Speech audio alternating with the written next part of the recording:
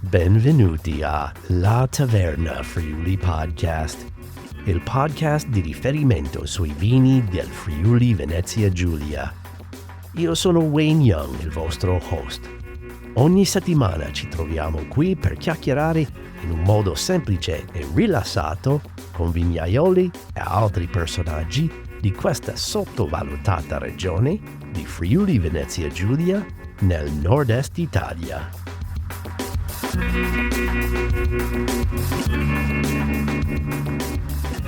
Salve amici di vini friulani, bentornati alla Taverna Friuli Wine. Sono il tuo amico Wayne Young e questa settimana abbiamo un produttore di Aquileia, signor Guido Federico Rossignoli, azienda Ritter Zahoni, produttori di un vitigno molto particolare che parliamo all'inizio di questa conversazione.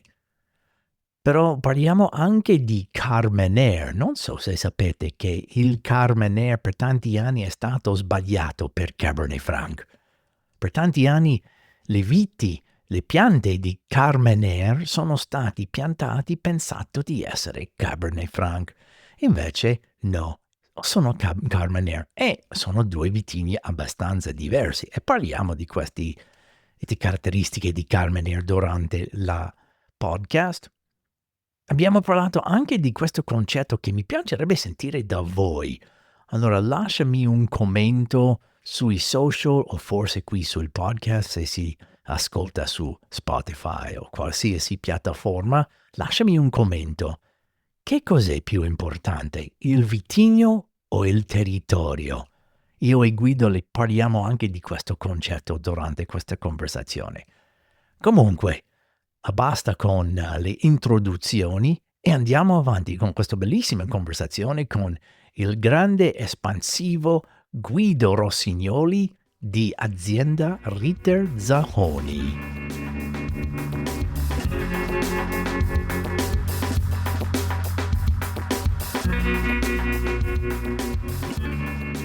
Benissimo, sei comodo. Benissimo. Palava.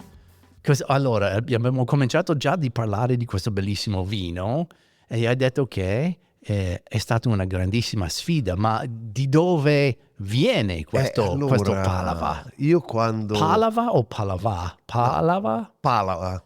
Palava, Palava. okay. Io per anni ho detto Palava finché un ungherese mi è arrivato in cantina e mi ha detto Palava. Palava, ok. Perfetto.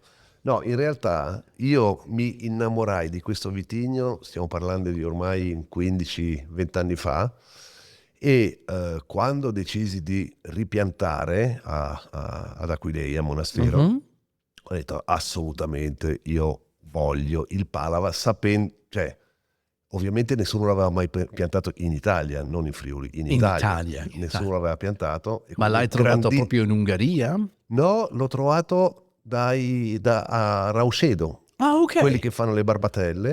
E infatti mi presentai a Raucedo dicendo buongiorno, volevo sapere se avete perché loro fanno la microvinificazione di ogni singolo clone, no? Ok. E quindi ho detto vorrei sapere se avete del Palava. Infatti loro mi guardano e dicono ma lei è italiano? Prima dico sì, perché? Dico no, perché è il primo italiano che ci chiede di questo vitigno. Palava. Dico ecco, perfetto. E da lì partì tutto, mi rinnamorai e con tutte i rischi anche, no? Perché non avendo nessuna esperienza in Italia di come possa venire questo Palava, anche perché Palava è una regione, diciamo, nasce dalla Moravia questo vitigno, però è comunque nord Europa, quindi va alla Slovacchia, Moravia, lo trovi anche in nord dell'Austria, Ungheria, tutta quella zona là, quindi comunque climi molto più freddi dei nostri. E proprio la regione di Palava, che poi tra l'altro è anche patrimonio UNESCO, è collinare. Quindi noi Aquileia siamo veramente mediterranei, siamo a 10 km dal mare, completamente un altro clima, altro terroir, tutto diverso, no?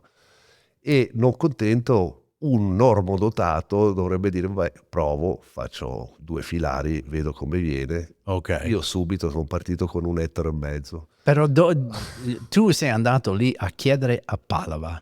Però No, sono andato a Rauscedo sì, a provare le microvinificazioni, ho scelto i cloni ok, e poi l'ho piantato ad Aquileia. ok, Poi ci sono andato 4 anni fa a ok. Padova e ho scoperto che questi ultimi anni abbiamo sempre avuto o una medaglia d'oro o d'argento con Decanter Esatto. e sempre o oro o d'argento con un altro, quindi o vincevamo noi o era un altro, della Slovacchia. Pensa a Allora te. sono andato 4 anni fa a trovarlo, un signore carinissimo, di una certa età, avrà 70-75 anni, con tutte le difficoltà perché non parlava inglese, non parlava niente. Siamo stati lì tutto il giorno e alla fine mi fa, ma come mai ha piantato il Palava? Dico semplicemente perché mi sono innamorato di questo vitigno, lo trovo splendido Mhm. e lo volevo ad Aquileia. E dice, e come appunto le barbatelle dove le ha trovate? Dico, a Rauscedo. E lui mi ha detto, sono i miei cloni. Pensa a Ah, te, ok. che bella E storia per quello questa. è o lui o te che sono in prima posizione. Esattamente. Allora è un clone Un importante. clone importante, esattamente. Ok. Ok. E quindi, Origine è sempre di quella zona lì, ha un parentela no, è di quella con... zona lì, ma nasce storicamente da un incrocio tra il Müller-Thurgau e il Gewürztraminer. Ah, ok, ok. Sì, Questa è la però come vedi, speziatura, questa... sì, come vedi ha un'identità Tutto suo. tutta sua, ha Allora, una... se tu devi descrivere questo vino, Allora, come la lo cosa che mi descrivi? piace veramente di questo vino è che al bouquet tu senti la mandorla, senti il lici, senti tutta una serie di... Giusto. e vai anche su frutta un po' quasi passita e te l'aspetti dolce. Esatto. Invece in bocca è l'esatto opposto. E quindi è un vino che secondo me in qualche modo ti turba, ti sciocca, perché te Mm. l'aspetti in un modo ed è l'opposto. Invece poi in bocca è una bomba di freschezza, c'è una mineralità incredibile, ha una lunghezza in bocca straordinaria, perché è veramente lungo come vino, Lunghissimo, soprattutto sì. per essere un aromatico, no? Il Traminer, gran profumi, poi Puff. si perde un po' in Esatto. bocca, no? Questo invece è lunghissimo e poi c'ha sto finale che è la sola differenza tra noi e quello di cui ne parlavo Oh, ok. prima. Ecco, il nostro è veramente sapido, che è sicuramente dato dalla Dal vicinanza terreno. al mare, dal Esatto. terreno. Esatto. Il suo è leggermente, a parte che è un po' più alcolico del nostro, ma è leggermente più dolce. Ma però Ok. lo riconosci subito questo Bello. vino. È un gran vino. E Cos'è? poi noi facciamo, non contento, facciamo anche la versione passita. Ma fai una versione. Oh sì, Sì, mi ha sì. regalato una bottiglia Sì. e ce l'ho ancora, non ho ancora bevuto. È ancora lì nascosto che sto aspettando proprio il momento giusto. T'ho dato un 2020, vedrai che freschezza c'ha ancora quel vino. Dai. Incredibile. Secondo te devo aprirlo? No, Posso aspettare? ma anche Ok, 10 anni. non devo Anche avere 10 paura, anni. Sì, perché sì, mi sì, hai sì, detto sì. non berlo Sì, subito. sì, Allora vai ho preso tranquillo. questa bottiglia per un'occasione Però poi mi speciale. chiamerai e mi dirai cosa ne pensi. Se vuoi lo beviamo insieme. Con molto piacere, con molto piacere. Allora, varietà ungherese, Varietà, sì, Moravia, però, Ungheria, sì. però c'è un collegamento familiare con l'Ungheria. Esattamente, perché Questo- Ritter del Zahon in Ungheria e Ok. lo producevano là ed è per quello che poi mi sono innamorato, no? Ok. Esattamente. Allora E facciamo un quindi, passo indietro e sì, parliamo un po' della storia dell'azienda. sì, allora l'azienda nasce, noi siamo appunto a Monastero di Aquileia, l'azienda nasce nel 1850, quindi siamo a 176 anni fa, or sono, e ovviamente la mia famiglia originariamente era tedesca, di Francoforte. Ok. Poi in Questa è la realtà parte hanno di fatto Ritter. di Ritter esatto.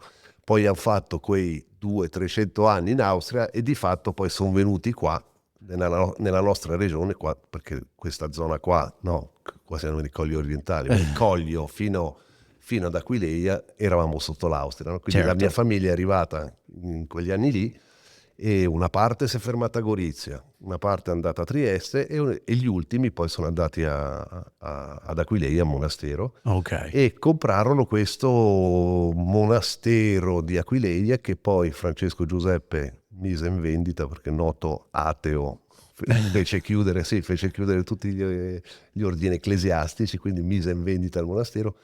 Fu comprato prima, non so se conoscete la famiglia Faraone Cassis, No? Ok. altri austriaci che poi Ok. vendettero alla mia famiglia, e già i Faraone Cassis iniziarono a trasformare da monastero a azienda agricola vera e Ok. propria, no?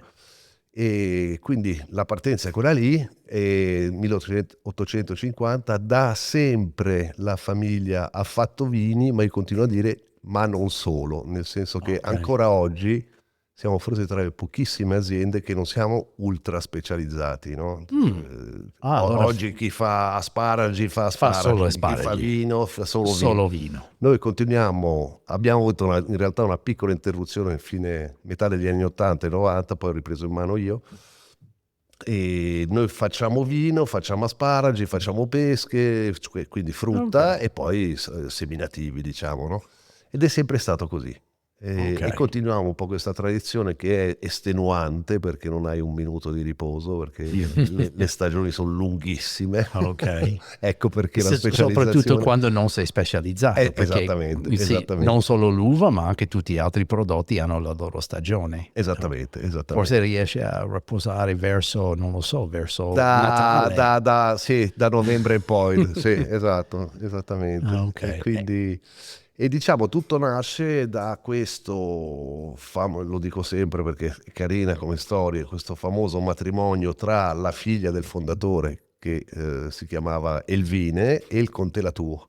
Mhm. Allora, a quell'epoca si usava dare in dote, no? Quando la figlia si sposava, dare in dote qualcosa, e fu dato in dote il conte Latour, poi tra l'altro era un enologo francese, no? Ah, ok. E quindi venne data in dote Villa Russitz, che faceva parte Ah, dell'azienda, no? ok. Russitz è il Ritter de Zafoni, detta Russitz, Ah, e non quindi sapevo che c'era un sì, collegamento sì, tra... sì, sì, sì. Ah, E vedi? quindi tutto partì in quel periodo là, diciamo, e purtroppo poi diciamo che nel fine 800 c'è l'avventura della filossera, seconda ondata di filossera, no? Mhm. E in quell'epoca là, appunto, sono i Ritter con Conte Latour, che tra l'altro di contrabbando andarono sì, perché l'Austria non lo permetteva, quando praticamente fu distrutta tutta la viticoltura friulana e non solo, andarono in Francia, fecero questo per Ok.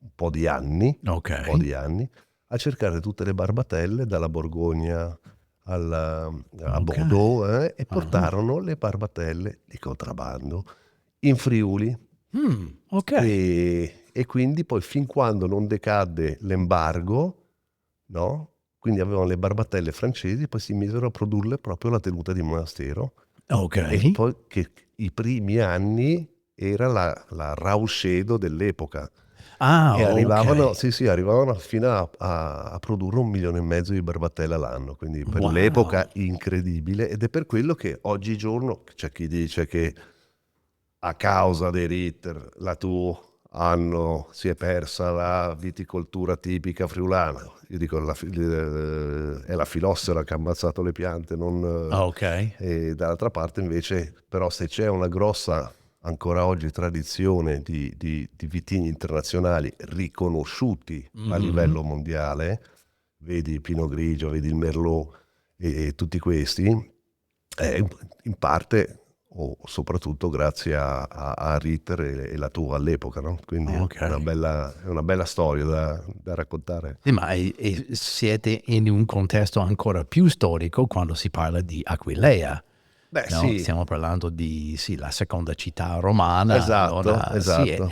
sei proprio, non so, bagnato nella storia lì No, da è voi. vero, abbiamo molta, molta fortuna, e devo dire che io dico sempre, il Friuli è molto fortunato, Ok. perché siamo l'unica regione al mondo, secondo me, che possiamo vantare adesso non voglio fare paragoni impropri, però possiamo vantare le differenze che ha un Bordeaux e una Borgogna a 20 chilometri di Certo. distanza, Vero. non 1000. Esatto. E questo è il Friuli, ed è strepitoso. Esatto. Poi è ovvio che poi sono vini molto diversi, il Collio è il Collio, ha l'eleganza, i profumi, noi siamo, lasciatemi dire, più Bordeaux, quindi con vini un po' più strutturati. Voi come azienda, voi come zona. Noi come DOC Aquileia, Ok. insomma la pianura, diciamo. Allora no? se dovevi fare un paragone più come Bordeaux. Noi siamo, sì, sicuramente siamo un po' più come Bordeaux, il Collio è un po' più come Borgogna. Ok. Sì. Ok, bellissimo Per me, paragone. sì, ma secondo me è un po' così, e quindi abbiamo una regione veramente ricchissima, e il problema sono secondo me un po' anche i numeri, no? Che siamo molto molto piccoli e non riusciamo ancora a dare come Friuli questa immagine di forza. Questo è benedetto massa critica. Massa critica, Esatto, sì. per fare un impatto sul mercato. Adesso mi sbaglierò, ma mi sembra che la superficie evitata sono 30-35 mila ettari, no? in Friuli. Questa è una domanda per Matteo. Sì, siamo lì, insomma, Ok. non mi sbaglio di molto. Quando pensi che in questi ultimi anni che c'è crisi, a Bordeaux stanno estirpando 100.000. Esatto. Allora, questi sono i Stanno numeri stirpando con quali- più di tutta la regione. 3 volte quel che è la regione. Cavolo. Questi sono i numeri a livello internazionale, no? Mhm. E quindi da cui la difficoltà un po' del Friuli a emergere in questo, anche perché voglio dire, ormai il vino lo fanno bene, è salita molto la qualità in senso lato, e lo fanno dappertutto. Certo. O quasi. Certo, o quasi. certo. Quando si sente che adesso stanno piantando in Inghilterra, sud dell'Inghilterra, Ne ho assaggiato e fanno le bollicine, appunto. Hai provato? No, quello Cazzo, no, sono ma io ho buoni? provato degli champagne, che non si possono chiamare champagne, del Belgio, Del Belgio. eccezionali. Vedi? Del Belgio, Vedi. che voglio dire, fino all'altro ieri facevano la birra, non il vino. No, io la settimana scorsa ho assaggiato un Pinot Nero del Pfalz Sì, in Germania, eccezionale. Io ero convinto che era francese. vedi? Stiamo parlando di, se io ricordo bene, 400 chilometri nord del Borgogna. Penso. E allora in un posto dove non poteva neanche pensare di proporre un Pinot Nero, però adesso sta venendo molto molto bene. Queste cambi climatiche sta cambiando tante cose. Già hai sentito anche te a Aquileia come Sì, com'è sì, stato sì, l'impatto? sì. No, soprattutto sti 3 ultimi anni veramente Ok. molto molto difficili. Difficile, in che Perché- senso? Perché è la prima volta che, almeno ad Aquileia, abbiamo avuto 38 gradi per 16 giorni. Cioè Wow. non era mai successo. E poi mesi senza una goccia d'acqua. Ah, E quindi è molto molto molto. Poi per fortuna che le terre di Aquileia sono le terre di Aquileia, e noi non bagniamo mai. Non ho mai bagnato la vigna. Mai. è ammissibile nel DOC Aquileia Sì, sì, bagnare? sì, Ok, sì, sì. però voi mai? Mai. Ok. Direi che quasi tutti ad Aquileia non Non lo fanno? lo fanno, perché Anche se il terreno è permesso. Ah, ok. è talmente pesante e Ok. argilloso che tiene bene l'acqua, no? Però è ovviamente uno stress per la pianta non Sì. indifferente, sì. E io poi non sono un amante della bottiglia troppo alcolica, Ok. no? Questo forse è un Ah, problema che abbiamo. Tutto il resto del mondo è uguale, che non vogliono questi 15-16 gradi più. Lo so, però soprattutto in certe parti dell'Italia, ma anche parte in Friuli, ci sono vini ancora molto molto alcolici, no? Da Certo. 14,5, se non 15, ho visto dei refoschi 15,5. Allora, secondo me il challenge vero è, con questi cambiamenti climatici, rimanere nei massimo. Io non vorrei, non ce la faccio, lo dico subito, non ce la faccio, arrivo sempre a 13,5, tranne qualche tipologia di vino, vedi il Pinot Nero, Ok. che riusciamo a farla, spero che duri a 12 gradi e mezzo, ma appunto perché voglio la freschezza. Mhm. Io vorrei scendere tutta a 13, ho grosse difficoltà da 3 anni, Pensa a te. perché sì, Perché è così caldo. è troppo caldo, sì, Mm. troppo caldo. E come si reagire? Cosa sono le strategie dell'azienda per contrastare questa tendenza? C'è poco da fare, lì poi sai, la vigna, tu hai i vitigni che hai, sarebbe da Certe prendere persone dicono deve fare più o meno produzione o non lo so, deve raccogliere prima, però rischio Io di non raccolgo, avere la esatto. polifenoli maturi, tutte queste cose qua.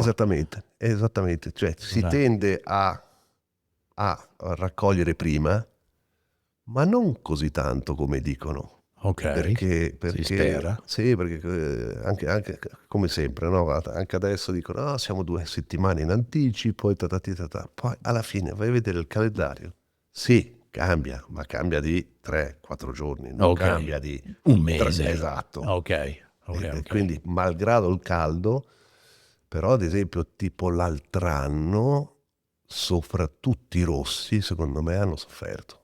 Tutti i I rossi, rossi, sì. più dei Più bianchi. dei bianchi, senza Ah, dubbio, perché i bianchi siamo riusciti a anticiparli. ok. Il rosso è più complicato. Perché devono maturare di più, allora, sì, Esattamente, allora rischia esattamente. di soffrire di Io tutto non questo. voglio vini marmellati, Ok, quindi è molto delicato il periodo di vendemmia, no? capisco. E quello secondo me sarà sempre più difficile, sempre più difficile.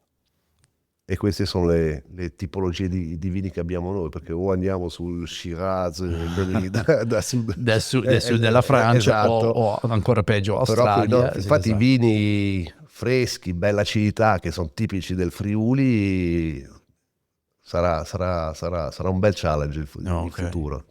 Io sono convinto che ce la faremo, però è lì la difficoltà, secondo me. ecco, ecco. C'è un altro aspetto storico della vostra azienda, la tua azienda, questo classificazione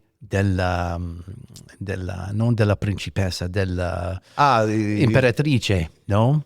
Maria Teresa, Maria Teresa, esattamente, sì. sì, E sì, c'è anche questo movimento di un po' riunire tutti esattamente, questi crew che sono stati, ma tanti anni, cioè 100 anni prima del Bordeaux, sì, che esatto. stiamo parlando di Era 70 anni 1700. prima del Sì, Bordeaux, sì, esatto, esatto. E voi siete uno di questi posti che sono stati assegnati dall'imperatrice. esattamente. Allora, Ok. siamo partiti, devo dire, come spesso succede, grazie a un francese, che, sì, ci voleva un francese per riunire i friulani e gli sloveni,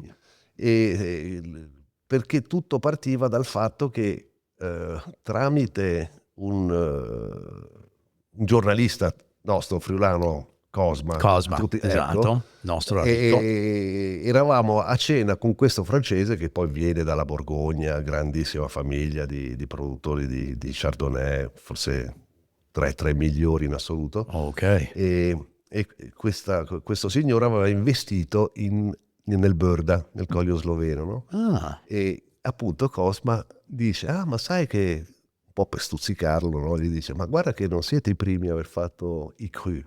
È stata Maria Teresa e lui non ci credeva.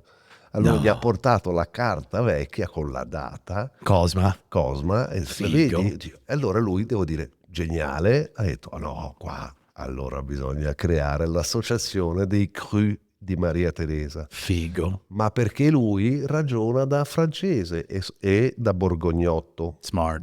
dove non ragiona in doc sul vitigno, ragiona in doc del territorio, Del del territorio. terroir, è quello che Esatto. conta, no? Bravo.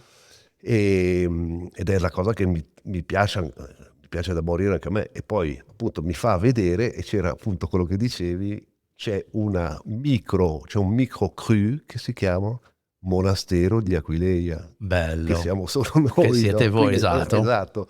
E allora ho detto, no, partiamo, e siamo partiti con questa avventura e devo dire che è molto interessante perché siamo ormai 18 aziende tra tra Friuli, purtroppo Colli Orientali era sotto Venezia, quindi non può partecipare. Ok. Quindi solo Coglio fino ad Aquileia E Burda. e Burda, Esatto. esattamente. Quindi siamo 18 aziende con, devo dire, grandi nomi sia di qua che di là. E la cosa bella è che facciamo un po' per ovviamente far conoscere la regione indipendentemente che sia di qua o di là del confine, perché il territorio è quello e appunto quello che dicevo prima, i numeri nostri sono talmente piccoli, esatto, che ben venga se riusciamo un po' a farci conoscere anche allargando un po' la zona. E abbiamo un po' replicato quella che è les Hospices de Beaune, no? Ok. Quindi ogni produttore ha l'obbligo di regalare un barrique. Un barrique. Che ovviamente deve avere determinati criteri, cioè deve essere un vino che ha fatto almeno un anno in barrique, non può essere deve essere un monovitiglio e sì, in purezza quindi, e tra friulano, sono 7-8 tipi di vini, che siano bianchi o rossi, no? Ok. E poi c'è la giuria che decide questo ammesso, questo no, questo ammesso, questo no, e dopodiché si va all'asta all'oscuro, cioè non ci sono i nomi sui barrique, no? Allora non ha il nome del produttore. Esattamente. E quindi siamo alla quarta edizione e devo dire che da 2 anni a sta parte è scoppiata la cosa, no? Perché bello. ci hanno preso a Vienna per fare la pre-asta e poi ogni anno lo facciamo al monastero di Cassagnevice. Ok. E devo dire che è molto molto bello. Poi questi soldi vanno sono quello che si raccoglie insomma dall'asta va alla ristrutturazione del monastero. Ok. Sì. Quindi è cioè una beneficenza. beneficenza, è molto bello. Bello. Quanti vini ci sono? Allora, quante aziende? 18. 18. Quindi 18 barrique, sì, 18 barrique alla cieca.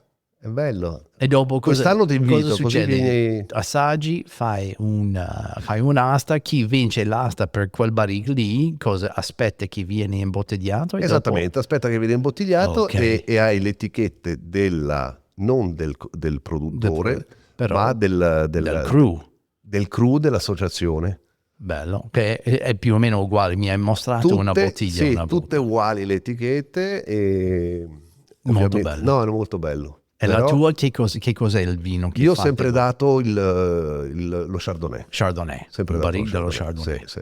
Bellissimo. Che fa, no, è una bella cosa. E devo dire che... Mi piace tantissimo questo evento, questa idea. Mi sembra che l'anno scorso dovevo esserci, quando lo fai? Ad ottobre? A novembre. Sì. Novembre. Sì, però c'era qualche motivo perché non potevo esserci. Quest'anno cerca di venire perché è veramente carino. Quest'anno devo bloccare il calendario perché sono rimasto proprio... Non abbiamo ancora la data esatta, ma appena ce l'ho te la comunico. Tutto il mese di novembre lo blocco.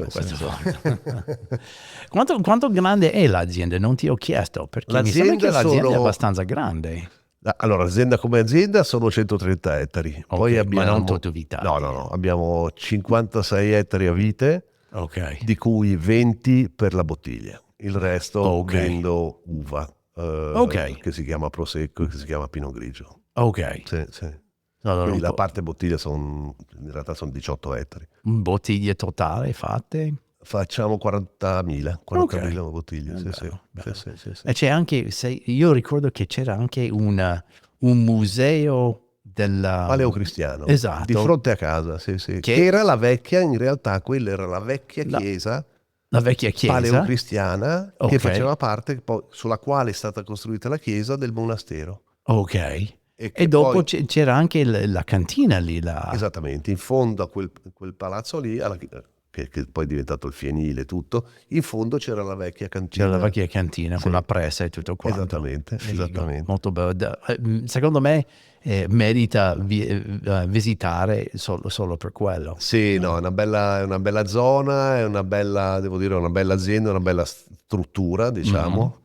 Poi per chi è interessato noi apriamo 2 volte all'anno le visite anche in casa, quindi Ok. facciamo parte dei Castelli Aperti Castelli Aperti, che sta arrivando fra Sì, poco, no? esattamente. Quando è la data? Adesso il 21 se non sbaglio. 21 di marzo. Sì, il 21 Ah, marzo. vedo di pubblicare i primi di Sì. 21, in questo modo possiamo parlare E anche quindi di questo. apriamo casa, si fanno le visite, poi devo dire che noi abbiamo ristrutturato la cantina, tu l'hai vista, Sì. abbiamo ristrutturato la cantina, abbiamo aperto un wine bar nuovo. Bellissima. Quindi, grazie, Bellissima, grazie, molto, quindi molto siamo molto contenti, dai, devo dire. Sì. Esatto, ma ti occupa tanto tempo il wine bar? Purtroppo perché il sì. contesto è molto bello, perché hai un giardino, Sì.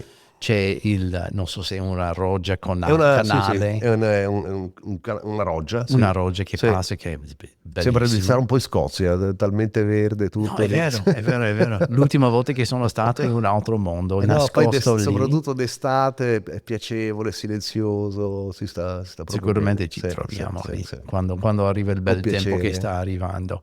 E la tua storia, tu non sei nato proprio No, produttore di vino. no, assolutamente no. Cosa è stato il tuo percorso verso Allora, il io a vino? Aquileia ci sono sempre stato perché c'erano i miei nonni, innanzitutto, no? Ok.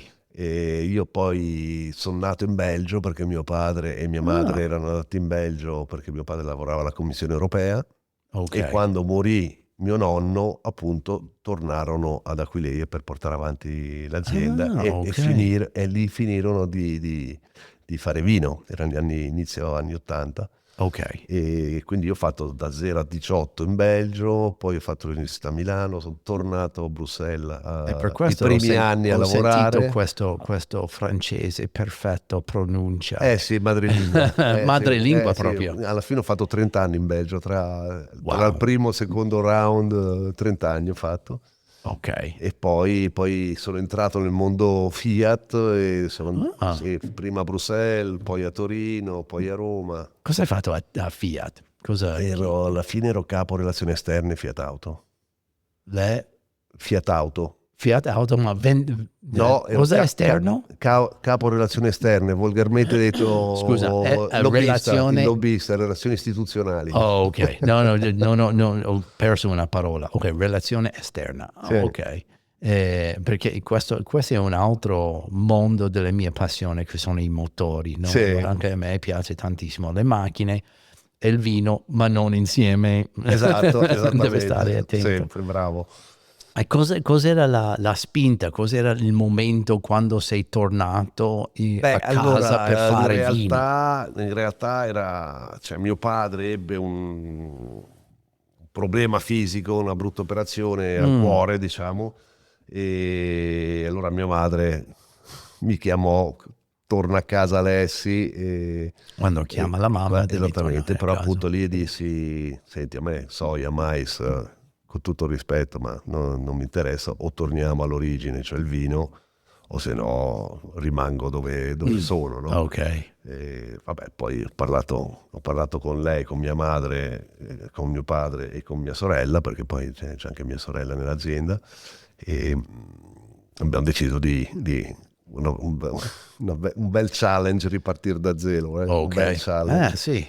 Quindi abbiamo ripiantato tutto, rifatto la cantina, rifatto tutto. Wow. E diciamo la prima vendemmia, la prima volta che abbiamo imbottigliato era il 2018. Ah, ok. Quindi sì. Più o meno recente. No, è recente. Sì, infatti. molto recente. Sì. Ah, E ok. devo dire che è andato subito molto bene, perché siamo partiti molto bene. Abbiamo avuto qualche problema, perché come tutti, perché siamo stati, allora non si è mai profeti in patria, no? Allora il Friuli era quello forse dove eravamo meno forti. Ok. Siamo partiti molto bene in Italia, Milano, Roma e altrove, e poi esportavamo 40% Ok. tra Europa, Stati Uniti Ah, ok. e Russia. Adesso purtroppo guerra in Russia e Stati Uniti con i dazi è un po' più difficile, però insomma stiamo crescendo sempre. Pelo meno di prima perché abbiamo perso il primo e il secondo cliente in sostanza. Ok. Però no, bene, dai, siamo molto Siamo contenti. contenti. Sì, sì, Ah, sì. bene. Volevo chiederti i mercati più importanti, allora a parte di quelli due, Appunto, erano Russia e Stati Stati Uniti, Uniti. Russia, poi sicuramente il resto è tutta Europa, dove siamo molto forti, Austria, Belgio. Ovviamente i radici che sono lì Sì, in Belgio. esattamente, Ah. esattamente. Ma andiamo molto anche nei paesi dell'est, Paesi Repubblica dell'Est. Ceca, sì, sì, Ah, sì, ok. sì, sì, sì.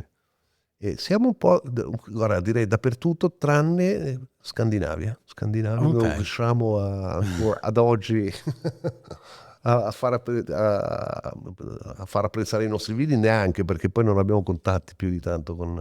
siamo un po' scarsi, devo dire, sulla Scandinavia.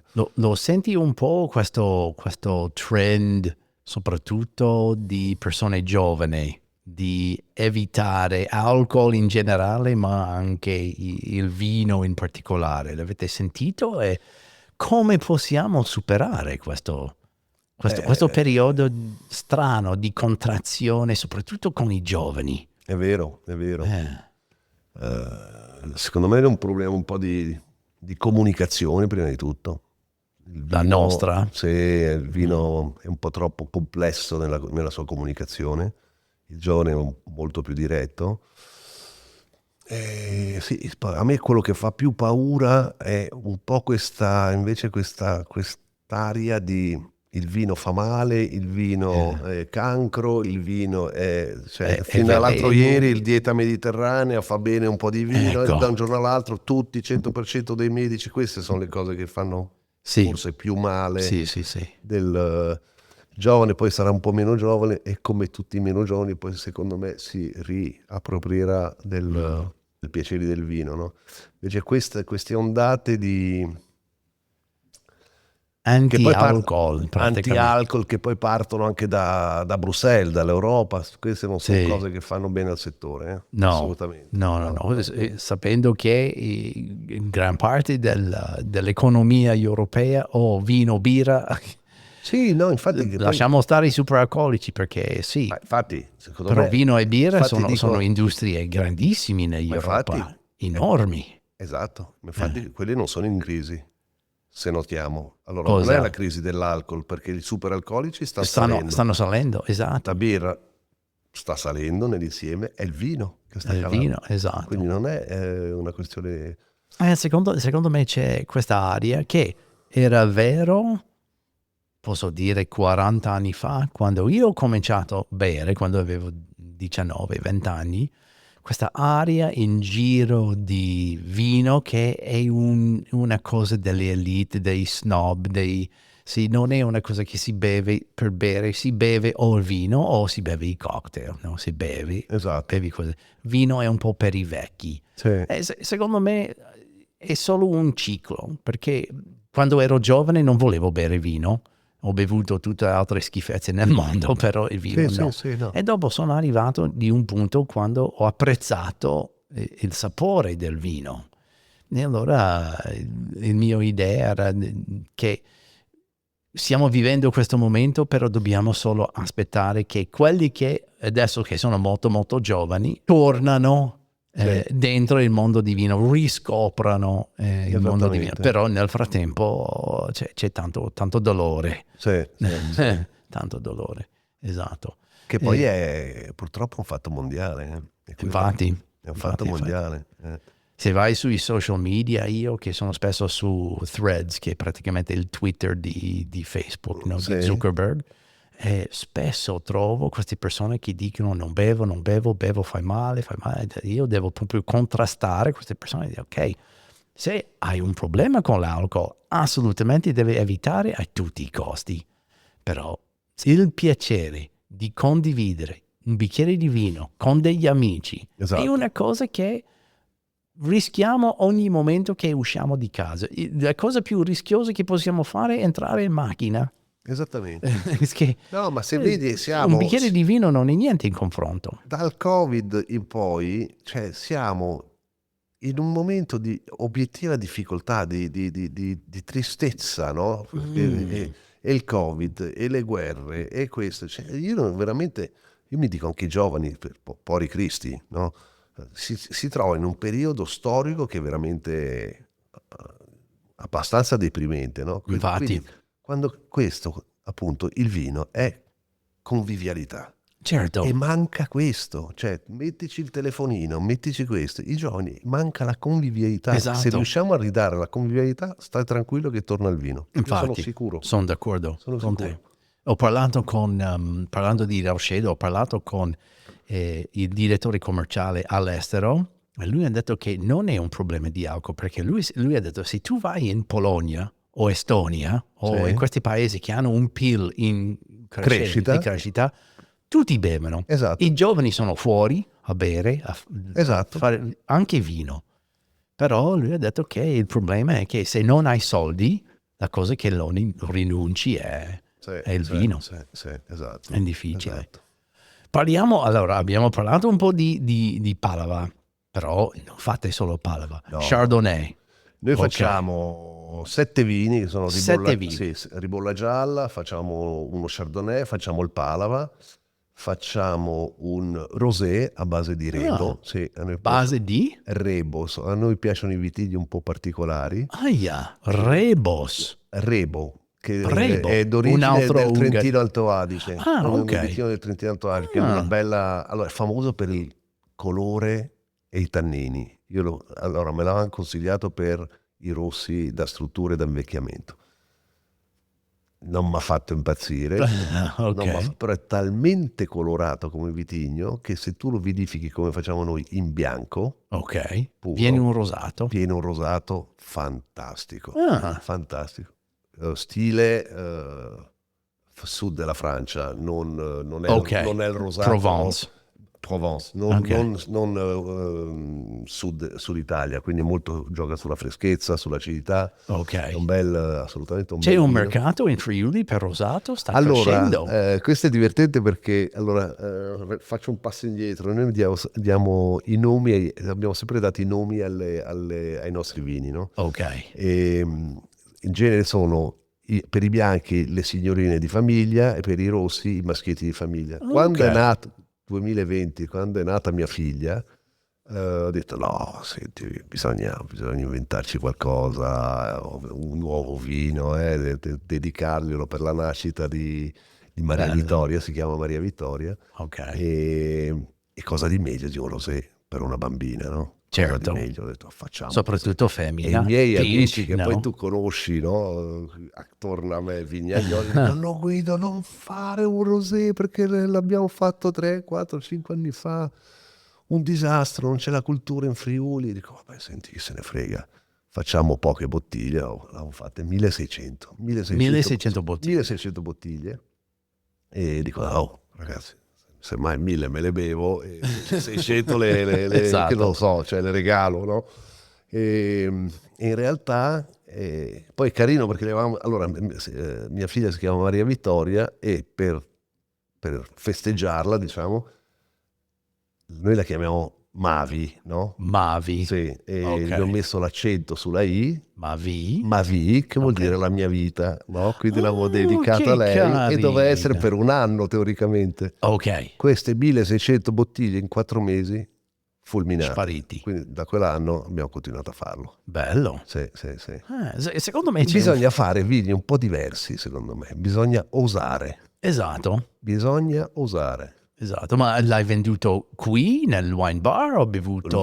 Lo vendo in Francia. Ok. Ah, Un in rosé Francia. in Francia. Vendo rosé e Pinot È Nero già un in conquisto. Francia. Per me è già una grande conquista. No? Assolutamente. Sì. Wow.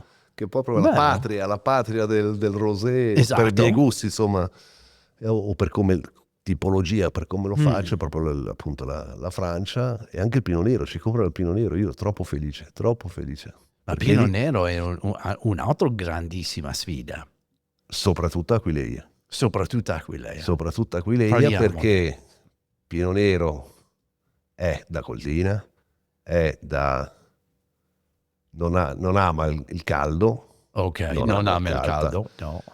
Però due cose. Allora, nel 1899, stiamo parlando dell'esposizione universale, quella della Tour Eiffel, il mio Quadris nonno all'epoca vinse la medaglia d'oro con un Pinot Nero ad Aquileia No. a Parigi. Quindi ho detto tanto male, Aspetta un attimo. non deve venire. E infatti un però Pinot Nero un di Pinot- Aquileia. ha vinto a Parigi nel 1899, medaglia d'oro. Ce l'abbiamo sui libri, è troppo Figo. bello. Allora c'è qualcosa di Pinot Nero che piace l'Aquileia? Esatto, ma la cosa importante secondo me è che sembrerà strano, ma Aquileia è, ormai con la tecnologia moderna si vede tutto, no? Perché io ho delle centraline, Ok. una centralina francese chiamata la centralina comunista, per dire tutte le cose. No, nel senso che chi ce l'ha vede tutto, anche degli altri, in quel senso è comunista, no? Ok. Quindi ovviamente non sanno che questa è l'azienda Ritter, ma vedono che i gradi sono, la temperatura è questa, l'umidità è questa, il vento è questo, e quindi vedi tutta, c'è la mappa di Di tutta Aquileia. l'Italia. Tutta In realtà, l'Italia, tutta ok. l'Italia, c'è la mappa di tutta l'Italia. In Friuli, Aquileia è la zona, sembrerà assurdo, dove c'è la più alta escursione termica Ma pensa a te. tra giorno e notte.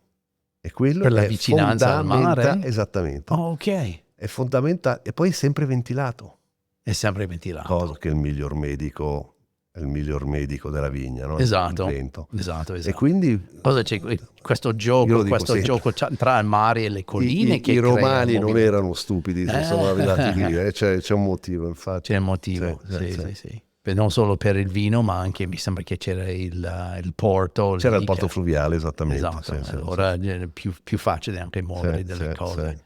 E allora il Pinot Nero va benissimo lì. Va benissimo. Non abbiamo parlato un po' tu hai detto che Aquileia ha un suolo pesante. Io ho pensato che Aquileia aveva un suolo sabbioso, ma sbaglio? Allora, correggimi. allora, Aquileia è molto, molto, molto complicato perché bastano 50 metri e cambia completamente tutto. Ah, E io lo vedo appunto. Noi abbiamo un'azienda che è molto, diciamo, stretta e molto alta. Quindi ok, va molto da nord lunga a e sud stretta. e poco da est a ovest. Ok. No? Quindi noi andiamo guardando la cartina a destra della via Giulia Augusta, andando verso est. Ok. E andiamo dalla Basilica fino a Terzo di Aquileia, no? Ok. Quella fascia lì. Vi assicuro che tu vai 50 metri, di 50 metri a 50 metri cambia tutto. E soprattutto se tu vai da quel che è Monastero di Aquileia, non so se la gente ha presente dove siamo, dove c'è il Museo Paleocristiano, diciamo, esatto. a sud del Museo Paleocristiano, lì diventa sabbia. Molto più sabbioso, infatti facciamo gli asparagi lì, no? Okay. La parte nord è più argilla, sono terreni molto più pesanti. Ok. E sono terreni veramente che, come dicevo prima, hanno una tale struttura che non hai bisogno di bagnarli, cosa che è fondamentale, no? Ok. No, sono terreni veramente, secondo me, molto, molto interessanti, soprattutto ed è per quello che piantai all'epoca il Palava. Gli aromatici vengono benissimo. Ok. Delle terre d'Aquileia e poi anche i rossi. I rossi sono dei gran rossi ad Aquileia. Allora, Palava, ribolla gialla. Sì, giusto, Palava, ribolla gialla. Chardonnay. Pinot Nero. Merlot. Ok. Facciamo 2 riserve, una di Carmenere. Carmenere, e una di Merlot. Il papà dei Cabernet. Bravissimo, il papà dei Cabernet, ok. Che è un disastro perché è un grandissimo vitigno, ma nelle nostre terre, l'ho capito dopo averlo piantato, ovviamente mi è venuto 2 volte in 10 anni perché è un vitigno che matura molto tardi e quindi ha bisogno di secco. E, tipo l'altro anno era stupendo il Carmenere. E metti Carmenere sull'etichetta? No. Lo metti Cabernet Franc? Cabernet. Cabernet, ok. Che non è registrato come... Ok.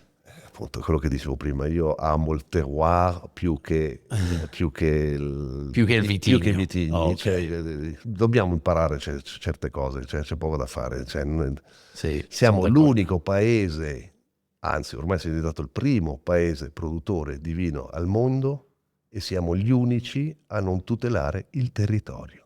Perché se tuteli il vitigno, non tuteli il territorio. Infatti, Io credo nei ovviamente ci sono delle eccezioni, no? Barolo non si chiama Nebbiolo, Barbaresco non si chiama Nebbiolo, Chianti non si sono, chiama Sangiovese. guarda caso, le due regioni di più alta tradizione. Ecco. E perché? Perché da noi mescolare dei vini è un'offesa. Ah, anche in bicchiere. Tutti i grandi vini al mondo, la Borgogna, tranne la Borgogna, sono sempre, ed è quella l'arte di fare il vino. Esatto. È quella l'arte. Sì, esatto. Il taglio. Io sono talmente matto per queste cose qua che quando io ho piantato il Palava era vino bianco. Non potevo neanche indicare Palava. Ok. Poi 3 anni dopo è diventato IGT permesso. Non potevo piantare. Ah, doveva proprio richiedere che Sì, viene sì, ammesso. esattamente. Ok. Era vino bianco, non potevo. Vino Poi ha bianco. vinto 6 volte l'eccellenza italiana Pensa come a te. vino bianco, cioè, ma ci rendiamo conto? Esatto. È il territorio che fa.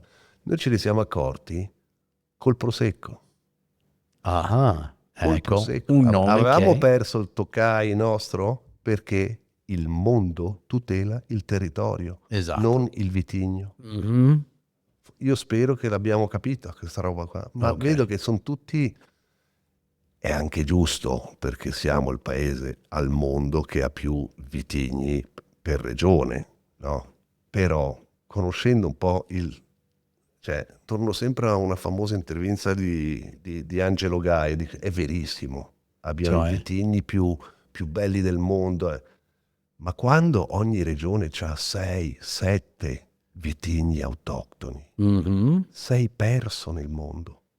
Perché Ok. non hai la forza economica per spingerli, Ok. capisci? Sì, Ed è sì, vero. sì. Sì. Guarda caso, i piemontesi e i toscani che hanno cambiato la DOC hanno i loro vitigni con un po' di internazionale diventati dei capolavori riconosciuti nel mondo. Sì, sì, sì.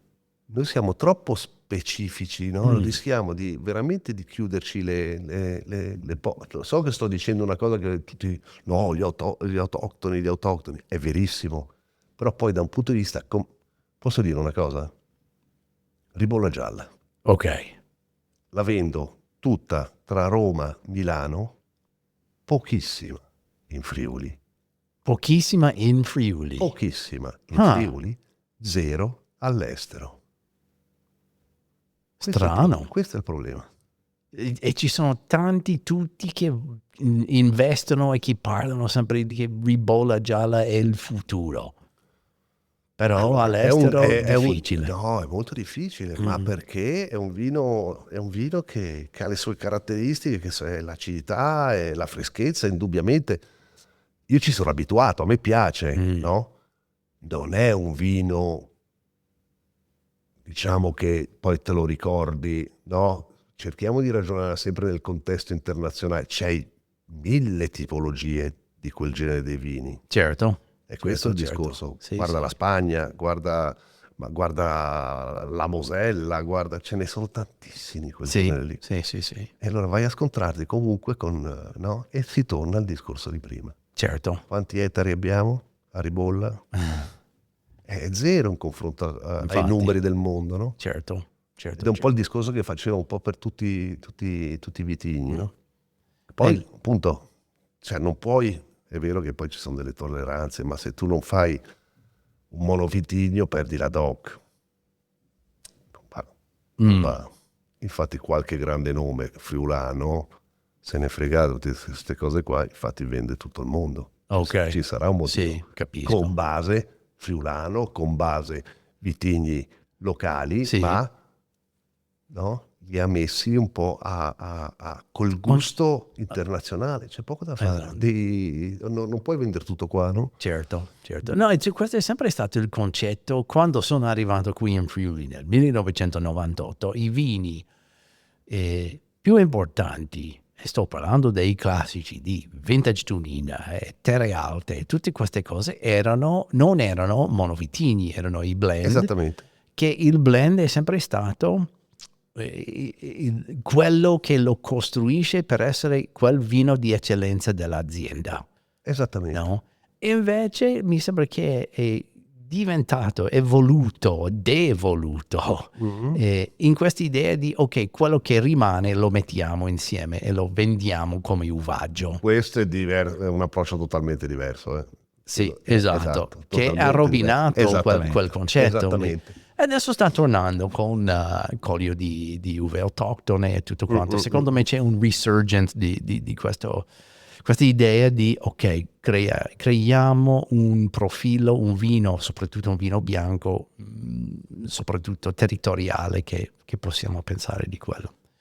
Hai parlato di due riserve, allora Carmenere che si chiama Cabernet e l'altro un Merlot che riserva. Sì, allora col discorso che facevo prima, che mi è venuto il Carmenere 2 volte in 10 anni, molto probabilmente faremo un stile bordolese Bello. e basta, invece di fare uno e uno si fa faremo uno esattamente mix. Ok. uno e uno. Poi ovvio, questo riserva fa minimo 3 anni e mezzo di barrique. Ok. Quindi è una lunghissima permanenza sì. in legno. Ok. E poi me l'ho scordato, ma facciamo anche un prosecco Ok. che è un po' particolare. Che cos'è particolare di questo prosecco? Dico sempre, c'ha 3 caratteristiche. La prima che è friulana. Ok, bene. E non è veneto. E 2 che siamo tra i pochissimi a fare 100% glera. Ok.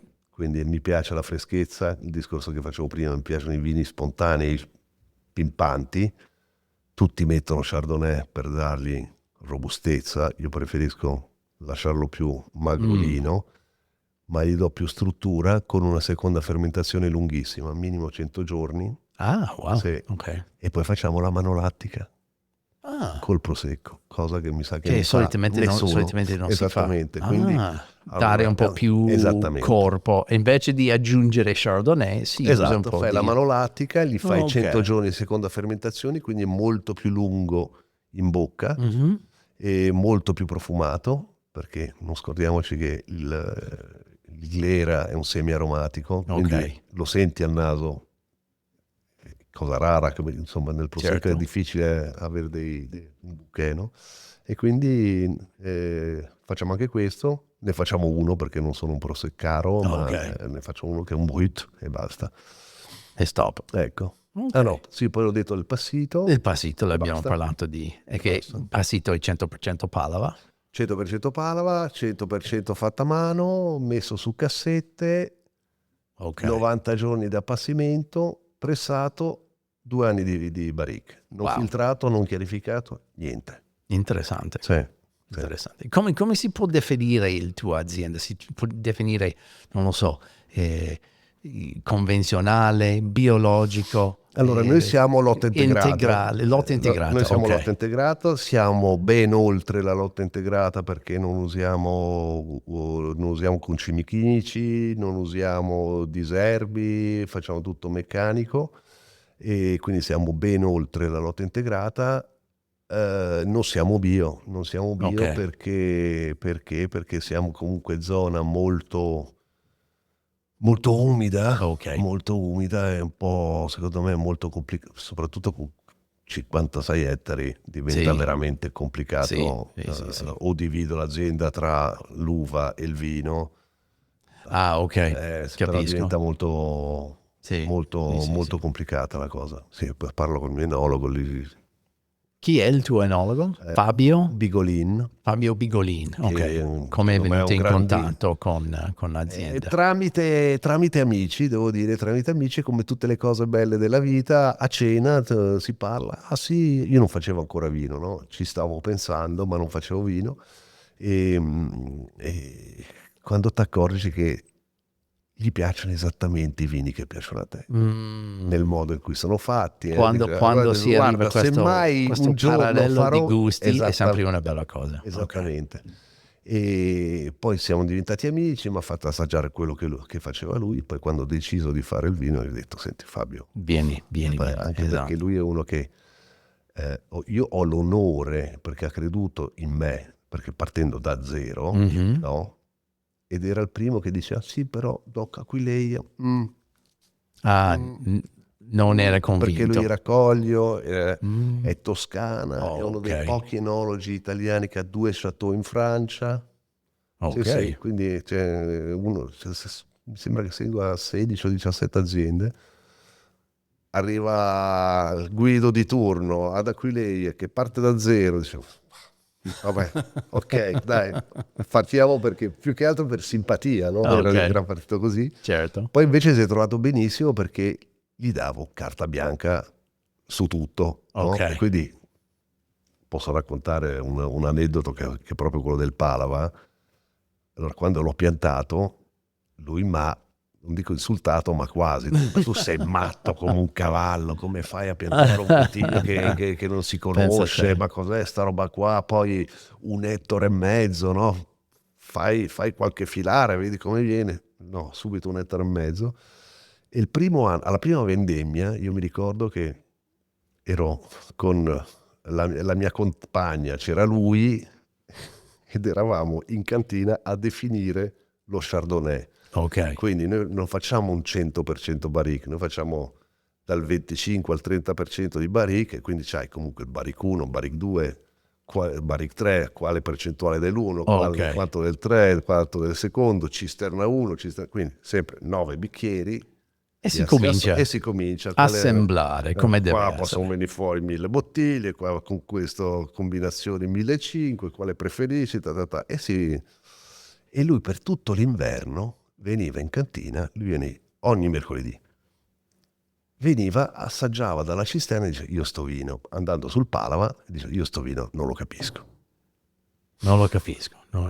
Ok. E per tutto l'inverno io sto vino non lo capisco. E dico: Fabio, per cortesia, cerca di capirlo Di e di entrarlo. interpretarlo, perché Esatto. in realtà, allora, al gusto era buonissimo, al bouquet, e sono il primo a ammetterlo, chiusissimo, Ok. sentori di zolfo, dicevo: oddio, abbiamo sbagliato qualcosa, c'è qualcosa che non va, c'è qualcosa che non va, c'è qualcosa. È tutto giusto. Ok. Questo vino ogni anno fa così, a primavera con i primi caldi Puff. gira, Cambia. e da lì, appunto, quando finito lo Chardonnay, definire lo Chardonnay, poi ho una chiamata, me ne vado, mi richiama la mia compagna e dice: guarda, ti passo Fabio, Guido, lascia perdere lo Chardonnay, in bottiglia al Palava domani, è stupendo. Pensa a te. Da Da non un giorno, capisco, da non capisco è adesso stupendo. pensa a Ed è un te. vitigno così, obiettivamente, d'inverno tu hai paura perché, Ah, ripeto, soprattutto al naso, la bocca è bello, ma il naso è non è lì. sgradevole, Ok. sgradevole. Proprio Poi sgradevole. col caldo gira. È incredibile. Pensa a te. Un vitigno strepitoso. Parliamo un attimo del futuro. Futuro. Perché hai realizzato la nuova cantina, Sì. hai realizzato il wine bar che è bellissimo, hai tutti questi diversi vini che fate. C'è qualche programma per il futuro? C'è un sogno nel cassetto che piacerei fare?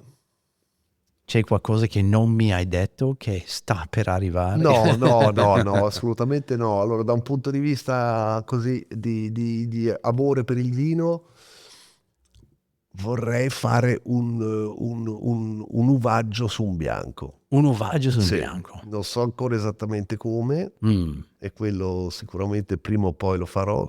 Poi sono caduto nell'errore che fanno tutti, perché in realtà bisogna semplicemente imitare un po' i francesi. Loro fanno 2 vini, un rosso, un bianco, premier cru e deuxième vin. Esatto. Punto. Noi siamo lì 11 vitigni, cioè ci complichiamo la vita, poi Esatto. vedi che comunque l'80% delle eventi lo fanno sempre i soliti 2 o 3 vini. E io per primo, perché poi sei appassionato, dici no, che bello, facciamo questo, ti inventi questo, siamo un po' troppo creativi per noi Allora, italiani. uvaggio bianco, cosa vuoi mettere dentro? Sicuramente una base di Chardonnay, Chardonnay. Sì, sicuro, una base di... Ecco, io ho un vitigno che poi posso fare una domanda a te per una volta. Ok, questa mi Io piace. ho un vitigno che si chiama Sauvignon, Ah, che io ok. volevo partire inizialmente col Sauvignon. Con E Sauvignon. questa è la cosa assurda. Mhm. E so che viene molto bene, perché poi vendo l'uva a grandi nomi, diciamo, anche qua in Friuli, Ok. e viene benissimo. Io Ok. poi mi è partito invece il Palava. Il Palava mi è partito subito e ho paura di cannibalizzarmi il mio con due Con due con due aromatici? aromatici. Mhm. Sì. E quindi quello un po'... Sì. Allora, che cos'è la domanda allora? Le faresti o no, secondo te? Eh, Sono due mondi diversi, obiettivamente, Certo. l'aromatico. Però Se- ho di fatto 2 bianchi che sono lo Chardonnay e la Ribolla. La ribolla, ok. Mettere un altro aromatico su 4 bianchi mi sembra un po' eccessivo. Vabbè. Mi sembra un po' eccessivo. Ma sai che allora, torno dalla mia esperienza sempre da Bastianic. Sì. E il vino top della Bastianic è stato per quella volta il Vespa Bianco, che era Chardonnay e Sauvignon, con un tocco di piccoli che non potevi dire, però era lì 10%. Sì. Il Sauvignon che l'hanno fatto per quel vino lì non è mai stato super aromatico, infatti è stato molto maturo per evitare la sensazione di erbacee, di erba tagliata, di tutte queste cose che è tipicamente Sauvignon, per andare verso il tropicale. E l'aromaticità di Sauvignon, e dipende anche dal clone, cresce fino a un certo punto. Quando si comincia a diventare molto maturo, si comincia a diminuire la sensazione di aromaticità. È vero. E allora potrebbe essere E diventa un Sancerre. Ecco, esattamente la direzione. E diventa un Sancerre. Diventa un Sancerre, esatto. Yeah. Così legno potrebbe essere Chardonnay, Palava, Sauvignon, legno con un po' di ribolla gialla per tenere freschezza, non lo so. Infatti ho messo un po' di Palava in barrique, cosa che non abbiamo mai fatto, solo per vedere come viene. Quello voglio assaggiare. Secondo me potrebbe essere. Per vedere come viene. Esatto. E da lì devi fare queste cose. Sì. Però secondo me se vuoi evitare fare competizione, autocompetizione con la Palava, fai un Sauvignon molto maturo, molto, molto muscoloso, molto francese. O allora farò quello che dicevo.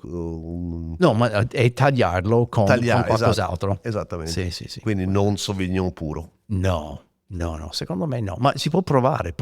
Viene fuori una cosa meravigliosa che non fa competizione con questo. Non lo so. Da provare. Quando è pronto farmi sapere. Va bene, con piacere. Allora, siamo arrivati a un punto nel podcast dove facciamo, e forse abbiamo fatto questo anche a Calice di Stelle, abbiamo fatto un piccolo intervista ad Aquileia. Sì, esatto. Quando ti faccio questa domanda del cavolo, è vero. e si vede che abbiamo la ciotola devo del cavolo e tu devi prendere una. Eccola qua. Ok.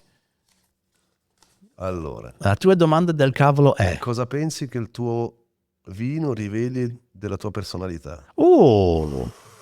Bella domanda. Che tosta questa. E per quella è una domanda del cavolo. No, poi allora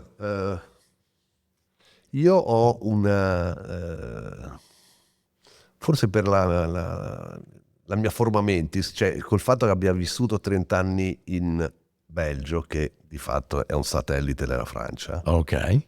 Io non so se è un più o un meno, sono cresciuto molto con i vini francesi, quindi ho molto questa cioè l'eleganza, la struttura, l'equilibrio. Mhm. Non sono amante degli eccessi. Ok.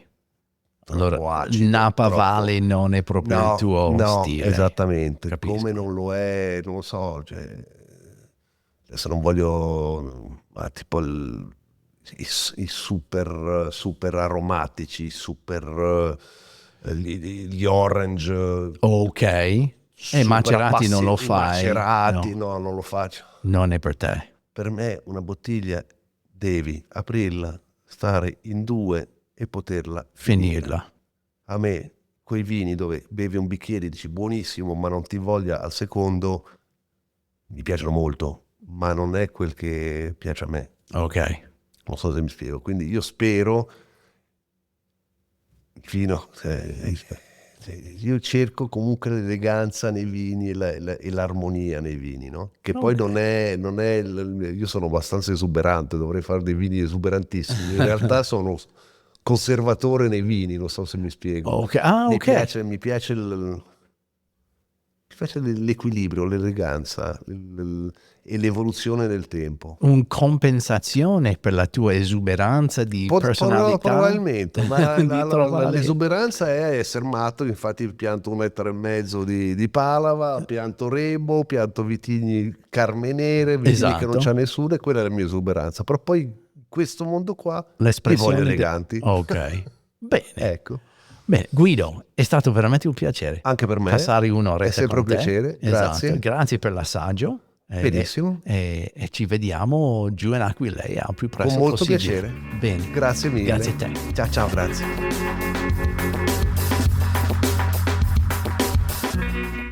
Grazie a voi e ai nostri ospiti per essere stati con noi a La Taverna. Seguirmi su Instagram a La Taverna Podcast e su Facebook a La Taverna Friuli. Non dimenticate di mettere mi piace e iscrivervi al podcast su Spotify, Apple Podcasts e YouTube. E se vi piace il podcast, lasciateci una bella recensione di 5 stelle sulla vostra piattaforma preferita.